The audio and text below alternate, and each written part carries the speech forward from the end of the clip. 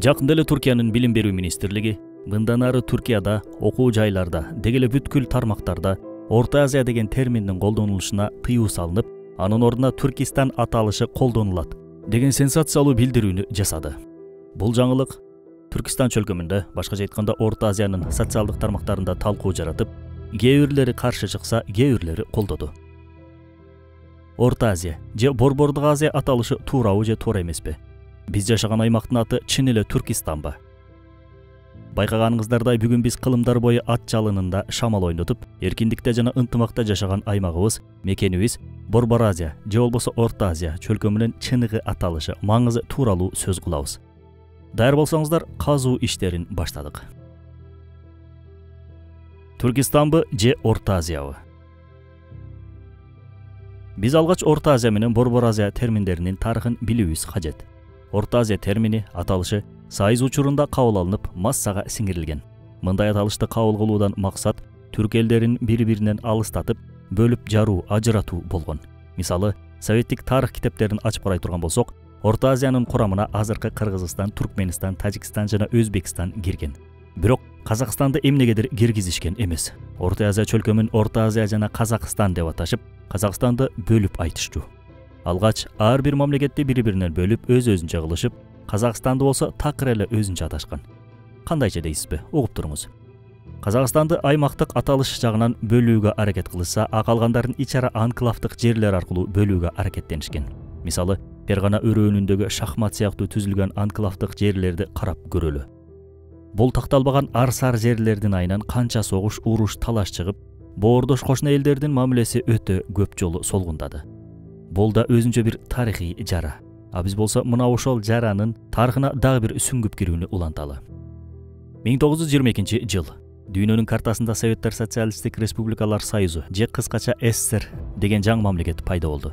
СССРге мурдагы Орусия империясынын Прибалтикадан башка бардык жерлери кирген. Прибалтика Советтер Союзунун курамына бир топ убакыттан кийин кошулган. Ошол учурда Союзга кирген Азия чөлкөмүндө 4 түрк тилдүү мамлекет болчу. Алар Кыргыз Советтик Республикасы, Түркистан Советтик Республикасы, Бухара жана Хорезм Советтик Республикалары эле. Бул республикалардын негизги өзгөчөлүгү калктын баарынын түрк тилдүү болгондугу болгон. Мындан улам аларда эч кандай улуттук бөлүнүү, араздашуу болгон эмес. Аталган 4 республиканын калкынын тилинде диалектикалык өзгөчөлүктөр эле болбосо, тилдери дээрлик бир болгон. Тутунган диндери да бир болгон. Эң негизгиси бири-бирин бир тууган деп аташып, бир элбиз деп билишкен. Мындай ынтымак менен бир туугандык бекем мамиле Москванын уйкусун бузган албетте. Аталган түрк тилдүү республикалар биригип, СССРден чыгып кетишсе эмне болот? Бул суроо советтик жетекчилерди албетте чочутту. Айрыкча бул коркунуч Турар Рыскуловдун Бирдиктүү Түрк Республикасын түзүү сунушу менен кайрылгандан кийин дагы да күч алды. Эгер Бирдиктүү Түрк Республикасы түзүлө турчу болсо, ага казак, өзбек, кыргыз, түркмен жана тажиктер кирмек. Анан өлкөнүн эли түрктөр деп аталмак. Рыскуловдун мындай идеясын угаары менен анын канчалык кооптуу экендигин Ленин менен Сталин дароо түшүнүшөт. Эгер бүгүн алардын биригүүсүнө жол берилсе, эртең толугу менен Союздан чыгып кетүүсү мүмкүн эле. Анан аларга Орусиянын ички курамындагы татарлар, башкырлар, ногойлор, каракалпактар жана башка түрк тилдүү элдер кошулуп кетиши толук ыктымал. Мына Ленин менен Сталин мына ушул ыктымалдуулукту көрүп кооптонушкан. Москва бул биримдикке жол бербөө үчүн бардык аракеттерди көрө баштаган. А дегенде ар кандай шылтоолор менен түрк тилдүү лидерлердин арасындагы эң кадыр барктууларын Москвага чакырышып, аларга жогорку кызматтар сунушташып, аларды ошол жерде кармап калышкан. Жыйынтыгында бир тараптан лидерлер өз элинен алыстаса, экинчи тараптан алар Москванын көзөмөлүндө калышты. Андан кийинки кадам элди бири-биринен алыстатуу саясаты болду. Башкача айтканда, эгер бөлүүнү кааласаң, анда ар бирине өзүнчө бийлик бер эрежеси колдонулду. Натыйжада өз алдынча автономдуу республика куруу үчүн түркистандык элдерге уруксат берилген. 1924 жылдын 14 октябрында биринчилерден болуп Кара Кыргыз автономиялык облусу түзүлүп, кийинчерээк Өзбек, Түркмен советтик республикаларда түзүлө баштады. Мында түрк тилинде сүйлөгөн өзбектерди фарси тилде сүйлөгөн сарттар менен атайын бир республика кылып бириктиришти. Ал кезде сарттардын саны өзбектерге караганда алдаганча көп болгон. Натыйжада Иран жана түрк тилдеринин аралашуусунан жаңы өзбек тили пайда болуп, аралаш өзбек калкы калыптанды. Бул өзбектерди башка түрк элдеринен бөлүп салуу үчүн жасалган кадамдардын бири болчу. Бул аракет ишке жарап, өзбектер кошуналары менен бир аз алыстай түшөт. Ушул жерде Казак Кыргыз Советтик республикаларынын түзүлүшүндөгү маселени да кошо кетпесек болбойт. Кезинде бул эки улут кыргыз деп эле аталган. Бирок орустар келип, бир бөлүгүн кайсак кыргыздар, экинчисин кара кыргыздар деп аташкан. Бул жердеги кара сөзү өңдү эмес, тескерисинче күч менен туруктуулукту билдирген. Мисалы, кара күч дегендей. Ошондой эле кара сөзүнүн баштапкы түпкү деген маанилери дагы бар. Мына ушул кара кыргыз, кайсак кыргыз деген сөздөрдү бириктирип турган кыргыз сөзүн да өзгөртүү керек болуп, кайсак кыргыздарды казактар, ал эми кара кыргыздарды жөн гана кыргыздар деп өзгөртүшкөн. Ошентип, Совет бийлиги өз максатына жетти. Кантсе да бузуш оңой эмеспи. Жанагы саясат ошончо жылдап ынтымакта, биримдикте жашап келген элдерди кыска убакыттын ичинде эле ыдыратып салды.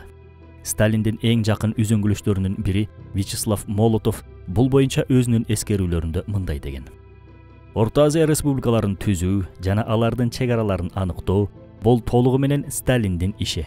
Өзбектерге кайсы жерде, казактарга кайсы жерде берүү керек экенин так эле Сталиндин өзү көрсөтүп берген. Ал эми калктын курамы, алардын тарыхы менен салт санаалары Сталинди кызыктырганда эмес. Орто Азия термини да мына ушул бөлүштүрүүнүн аркасы менен пайда болгон. Бирдиктүү Түркистан крайынын ордуна кыргыз, казак, өзбек, түркмөн жана тажик республикалары түзүлгөн. Эң өкүнүчтүүсү, бөлүнүүдөн кийин бир тууган түрк тилдүү элдердин ортосунда атаандаштык менен касташуу жүрө баштаган.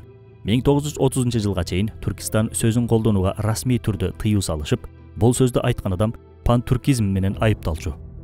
Бул айып элдин канчалаган каймактарын жеп кеткендиги боюнча буга чейин далай жолу айткан элек. 1937-38 жылдардагы кандуу репрессиялардын, тымызын өлтүрүүлөрдүн арты менен эл Түркистан менен түрк сөзүн колдонуудан да коркуп калышкан. Ошондуктан учурда Түркистан же түрк сөзүн укканда ачуусу келип кеткендердин түбү ушул убакыттарга барып такалат. Ошентип, түрк элдери аларды бириктирип бир муштум кылып турган түрк деген наамынан ажыраган эле. Наам эле эмес, бүткүл мусулмандардын бир туугандаштырган ишенимине да доо кеткен эле. 1930 жылы Советтик бийлик мечиттерди массалык түрдө талкалап, жаап же малкана, кампаларга, клубтарга, музейлерге айланткан. Алсак, Бухара шаары Түркистандагы атүгүл дүйнө жүзү боюнча ислам илимдеринин борбору болгон. Мына ошол шаарда 350дөн ашуун мечит болгон. Кийин алардын бир канчоосу эле калган.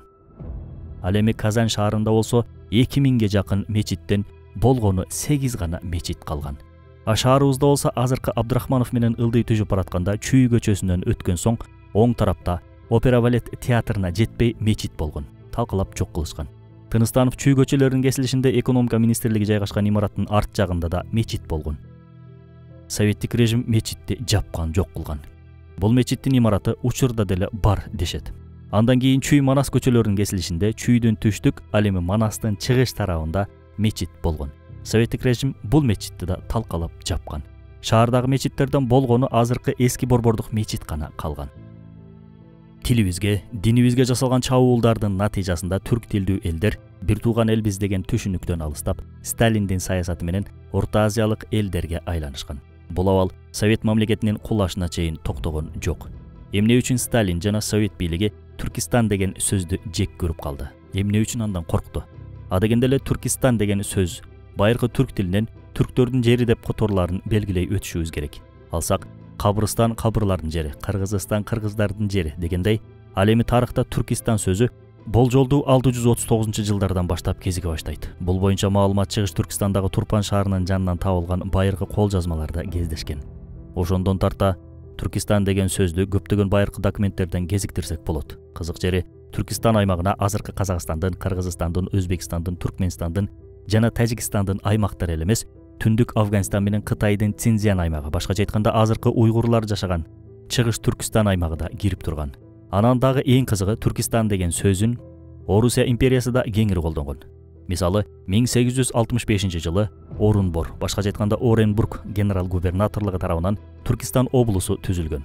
Когон хандыгы басылып алынгандан кийин мына ошол облустун курамына киргизилген. Кийинчерээк 1867 жылы император 2 Александрдын жеке буйругу менен Түркистан генерал-губернаторлугу түзүлөт.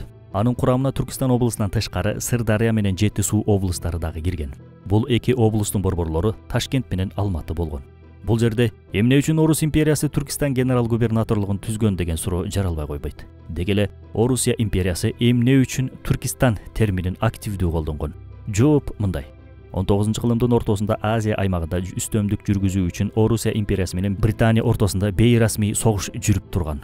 Англичандар Индиянын байлыктарын кенедей эле сооруп жаткан учур. Алар мына ошол оозундагы жемин Орусияга тарттырып жиберүүдөн коркуп, көптөгөн иш-чараларга кол урган. Мына ошондуктан англичандар Орусия менен Индиянын ортосунда буфердик мамлекеттерди түзүүгө аябай кызыктар болгон. Аталган буфердик мамлекеттердин негизги максаты орустар менен Индиянын ортосун бөлүп турган дубал болуп берүү эле. Англиянын Орусиядан кооптонушунун дагы бир жөнү бар. Себеби Орусия Т1 Пётрдун мезгилинен эле Индияга жетүүгө умтулуп келген. Дал ушул себептен улам Орусия империясы Түркистан терминин активдүү колдонгон. Экинчи Александр да дал ушул себеп үчүн Түркистан генерал губернаторлугун түзгөн. Тактап айтканда, Орусия Түркистан генерал губернаторлугун түзүү менен бүтүндөй түрк тилдүү элдердин жерлерин мына ошол губернаторлуктун курамына документалдуу түрдө киргизүүнү көздөгөн. Анткени Түркистандын аймагына түндүк Афганистан менен батыш Кытайдагы кирчү. Бирок Орусия бул жерлерди багындыра алган эмес. Орус империясынын бизди бастырып келүүсүндөгү көптөгөн максаттарынын бирөөсү Индияга жетүү эле. Бул мүдөөнүн артынан коммунисттик режим да кубалады. Бирок аларга эң чоң тоскоол болгондор басмачылар болду. Айрым изилдөөлөрдүн айтуусу боюнча, басмачылардын кыймылы дүйнөлүк тарыхтын нугун өзгөрткөн кыймыл болгон. Эгерде дал ошол басмачылык кыймыл болбогондо коммунисттик идеология Түркистан аймагын басып өтүп, андан ары Ооганстанга, андан ары өтүп Индияга чейин жайылмак. Басмачылардын советтик режимге каршы күрөшүнүн натыйжасында коммунизм Түркистан аймагынан ары өтө албай калган. Кийин басмачылык кыймылды биротоло жоготкон кезде, тагыраак айтканда 1942-жылдары Экинчи дүйнөлүк согуш башталып, советтик армия согушка кирип, согуштан кийин болсо кайра экономиканы калыбына келтирип олтуруп, натыйжада 1978-жылдары гана 30-40-жылдардагы мүдөөсүнө жетүү үчүн кайра Ооганстанга кирет. Бирок 1989-жылы баатыр оогандыктардан жеңилип, дүйнө жүзүнө маскара болуп чыгып кетет.